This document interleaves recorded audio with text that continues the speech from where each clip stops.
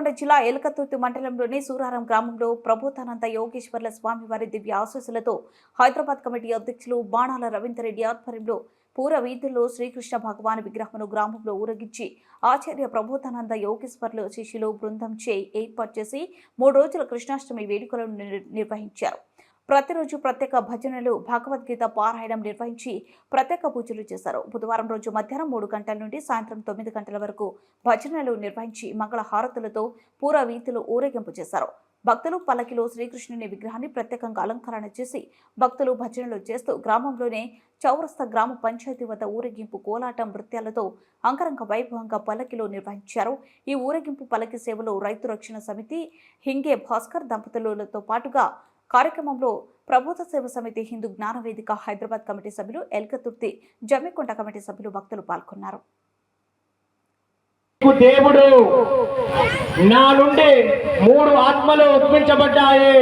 అందుకే ఈశ్వరలింగం మీద చూడండి, ప్రతి శివాలయం లోపల 3 రేఖలు ఉంటాయి.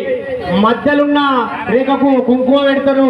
అంటే పరమాత్మ, ఆత్మ, జీవాత్మ 3 ఆత్మలు నా నుండే ఉద్భవించబడ్డాయి. అంటే మనిషి శరీరం లోపల 3 ఆత్మలు ఉన్నాయి. పరమాత్మ ఏం పని చేయనటువంటి వాడు. ఆత్మ శరీరానికి శక్తిగా ఉండే జీవుడు కష్ట సుఖాలు అనుభవిస్తుంటూ అందులో కర్మ వస్తున్నది. ఆ కర్మను బట్టే జన్మ వస్తుంది. ఆ జన్మ కర్మను బట్టి ఒక జన్మలో ఒక కర్మ, ఒక జన్మలో ఒక కర్మ, ఇట్లా వేల లక్షల జన్మలు ఎత్తుకుంటూ కర్మ అనుభవిస్తున్నాడు. కాబట్టి ఆ దేవుడే భూమి మీదకి భగవంతునిగా వచ్చి, ఓ జీవుడా, నువ్వు నా నుండి ఉద్భవించబడ్డావు, నా యొక్క జ్ఞానం నువ్వు తెలుసుకో, నీకు జన్మంటూ లేదు భూమి మీద, నేను ఎవరో నువ్వు గుర్తిస్తే చాలు, నేను దేవుడు, అంతటా ఉన్న దేవుడైన నేను జగద్గురువుగా వచ్చి నేను మీకు జ్ఞానం చెప్తున్నా.